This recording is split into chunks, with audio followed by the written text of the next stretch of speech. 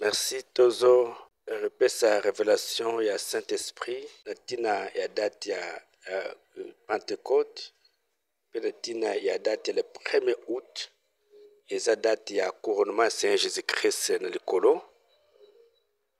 Révélation oyo Nzambe ya kopesa na apôtre Jacob Fwani.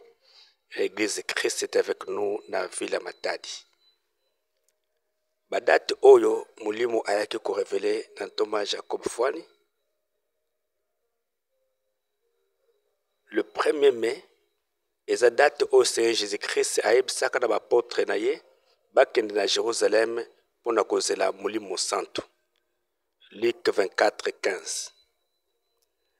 Le 6 mai, eza date oyo molimo santo akitelaka bapôtre, mais Seigneur Jésus-Christ azalaka na bango en esprit ti le 30 mai d'une certaine année.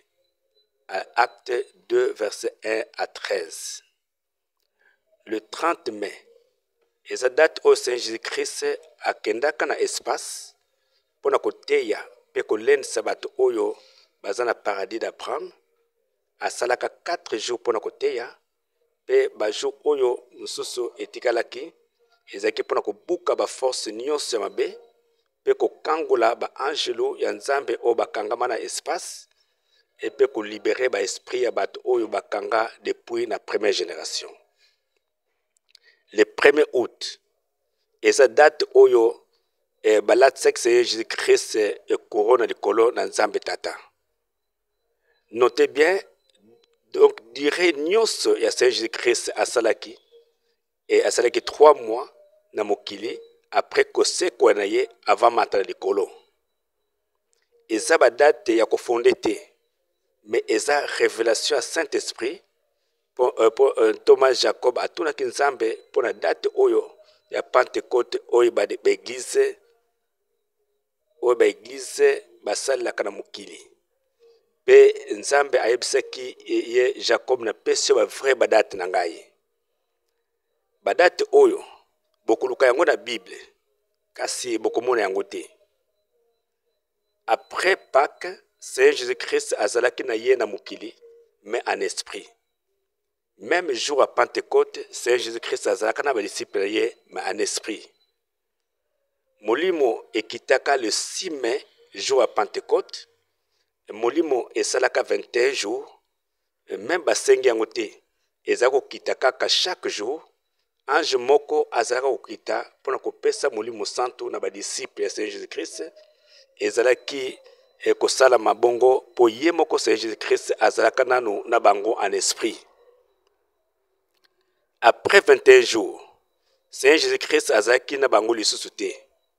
Nzambe ayaki kotinda 7000 anges et chef na bango ezalaki ange Trai mpona kopanza molimo na mokili mobimba. Après molimo ezalaki lisusu te kokita pamba yango ekoma ti lelo oyo il faut kosenga molimo po akita. Après le 30 mai, ayaki kolongwa na mokili pe akendaki na espace.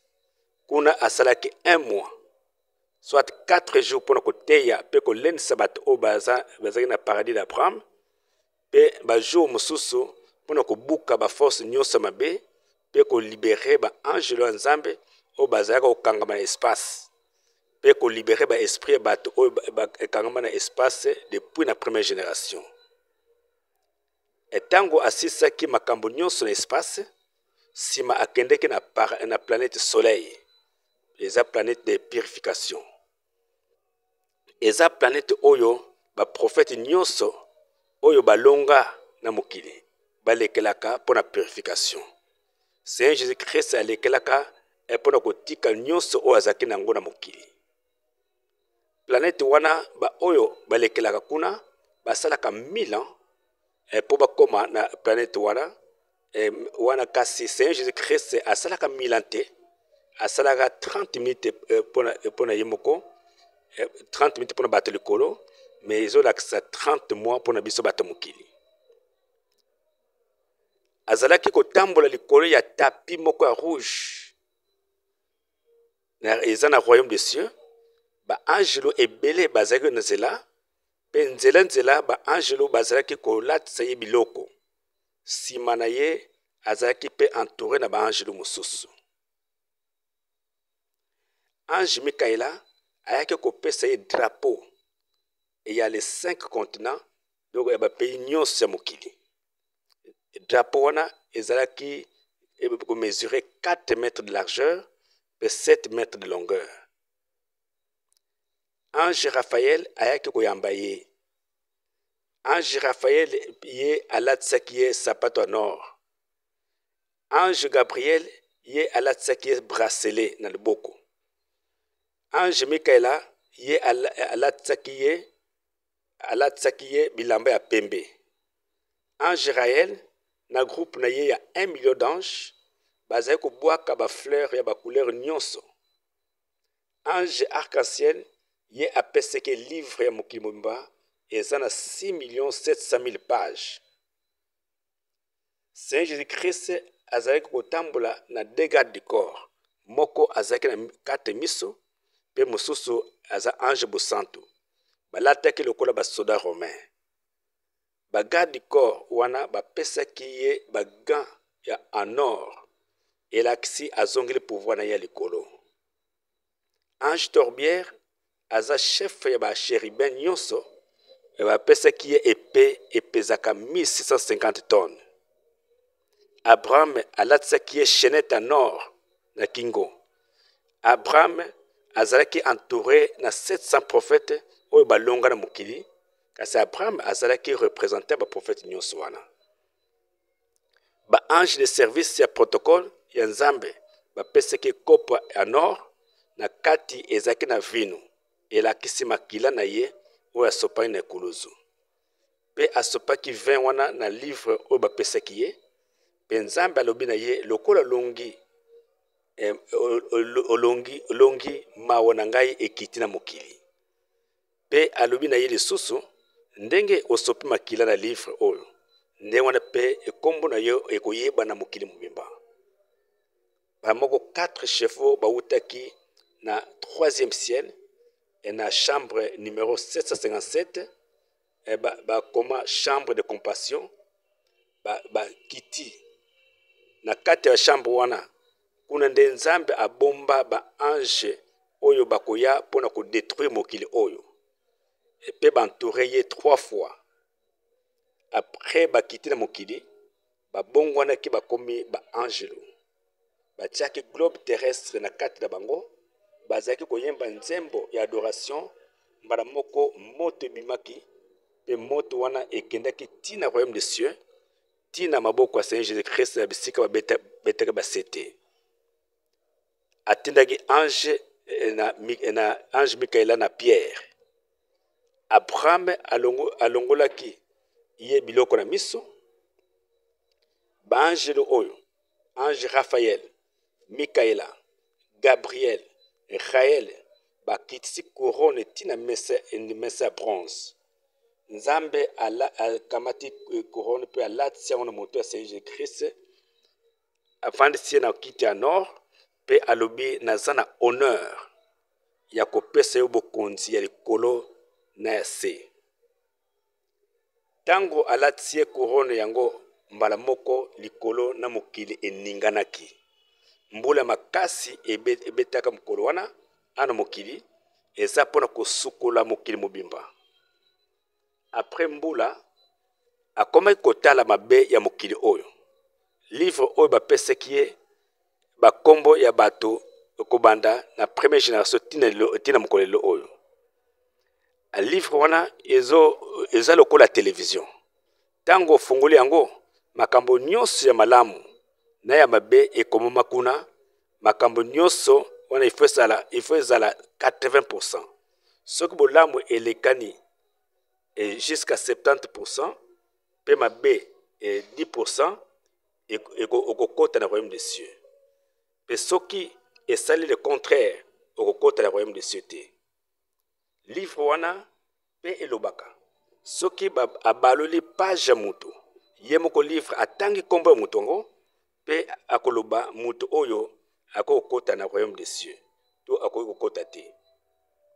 Après couronnement ya Saint Jésus-Christ premier ange na kombo ya Pharozène akitaki na temple ya Jérusalem place rideau epasukaki. Etango asimbi yango puissance oyo ezalaki na temple yango ebimaki lokola moto etuti na makolo na ye ya Seigneur Jésus-Christ. Mbala moko ange Israël azwi pouvoir yango ake kopesa yango na maboko ya Seigneur Jésus-Christ. E yango temple wana etikala vide tina mokolo lelo oyo ange Pharozène ti lelo azala kaka wana nzambe aloba na ye atikala wana tina 20e siècle. Alors avant kobotama prophète Simon Kimbangu, ange Pharozène ayaka na Afrique et pour la sécurité ya prophète Simon Kimbangu. Tango asisaki mission na ye mopepe makasi na sécheresse esalamaka kuna na Israël, mission ya ange Pharozène ezalaki pour la sécurité. Nzambe azelisaki ye pour la sécurité ya kobotama ya prophète Simon Kimbangu na prophète William Mario Branham. Ezala deux anges pour la sécurité pe contrôle ya Afrique pe mokili mobimba. Ange liboso comme le ange oil eza comme en hébreu azo surveiller monde mobimba aza na Portugal mais en esprit à contrôler les 5 continents du monde. Pour nani en esprit eza po bamindele baza déjà construit na bonzambe. Ange mibale eza ange Jacob Fouane et pour surveiller Afrique peut contrôler les 5 continents du monde. Aza na RDC aza na Bomoto. Pour nani na Bomoto eza tina construction eza pour la construction ya bonzambe ya bafricain. Kasi ti lelo oyo bafricain bayebi pe nanu te na moma oyo tozokoma makambo oyo aza en vie. La cérémonie nyonso ya couronnement Seigneur Jésus-Christ ya le 1er août esalaki 30 minutes pour na bato likolo et pour na biso bato ya mokili oyo esalaki 30 mois. Merci yango ezalaki na biso ya koyebisa libota bana nzambe révélation to partager bino po toboyeba makambo ulimu azopesa apesa na Thomas Jacob Fouane ezoko partager ngo na corps à Christ na monde bimbato ibango tozoko yebisa libota bana nzambe date le 1er août biso to mesana ke za date ya mort il faut que le salba cimetière bani mais nzoko za date moko eza date moko spéciale eza date oyo nzambe tata ayambaka Seigneur Jésus-Christ ndikolo alatse couronne de victoire tanga longue mokili. Et donc eza date moko mutuya le 1er août pona ibota bana nzambe singa to yebango.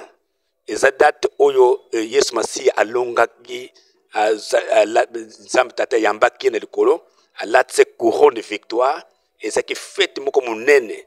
Yango date oyo ba o nyonso baza kondima na Christ pe baza na bulimu. Esengo sangana kana date oyo pote za date oyo nzamba sana makambo mnene abosa na kote ayaka toujours ko visiter mokili. Yango to préciser pour la date oyo le 1er août za date ba to kufate mais les date oyo Seigneur Jésus-Christ la couronne de victoire qu'on le colon nzambe tata. Merci.